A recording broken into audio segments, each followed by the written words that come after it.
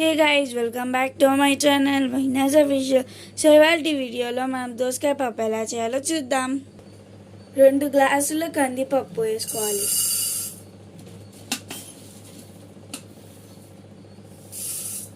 So దోసకాయ పప్పుని కుక్కర్లో ఎలా వండాలో చూపిస్తాం. ఇలా వాటర్ పోసుకొని పప్పుని శుభ్రంగా కడుక్కోవాలి. పప్పు ఉడికించడానికి 4 గ్లాసుల వాటర్ పోసుకోవాలి.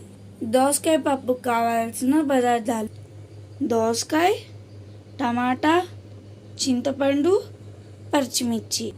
ఇలా కట్ చేసి పెట్టుకున్న ముక్కలన్నీ పప్పులో వేసుకోవాలి.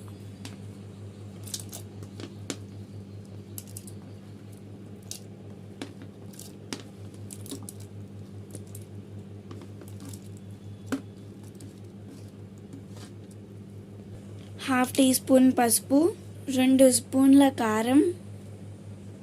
మనం పప్పు ఉడికేటప్పుడు స్పూన్ పసుపు, 2 స్పూన్ల కారం. మనం పప్పు ఉడికేటప్పుడు ఉప్పు వేస్తే పప్పు ఉడకదన్నమాట. సో పప్పు ఉడకదు కాబట్టి మనం దించిన తర్వాత ఉప్పు వేసుకోవచ్చు. పప్పు పొంగేటప్పుడు ఆయిల్ వేసుకోవాలి. విజిల్ వచ్చేటప్పుడు పప్పు పొంగకుండా మనం ఆయిల్ అనేది వేసుకుంటాం.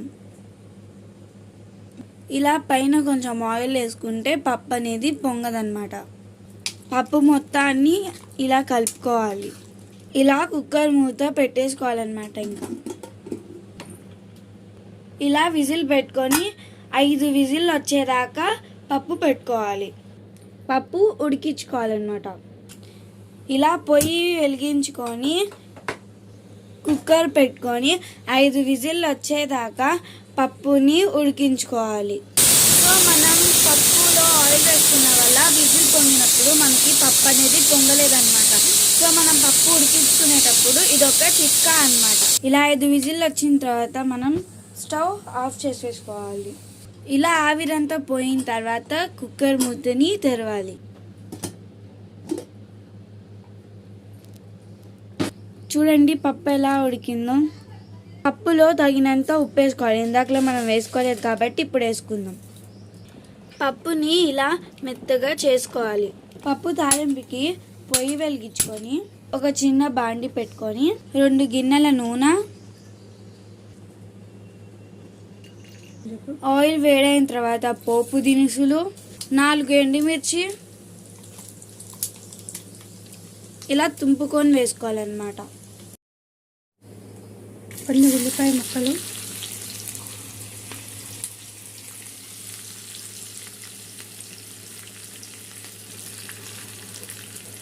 కొద్దిగా కరివేపాకు,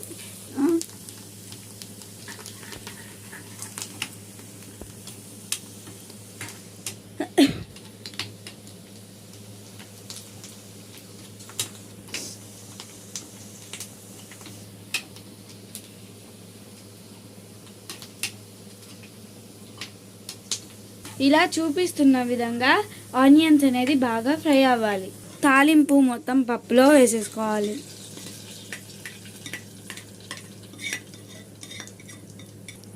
అంతే, దోసకాయ పప్పు రెడీ. ఈ వీడియో మీకు నచ్చినట్లయితే like, share and subscribe and comment చేయడం మాత్రం అసలు మర్చిపోకండి. Bye guy.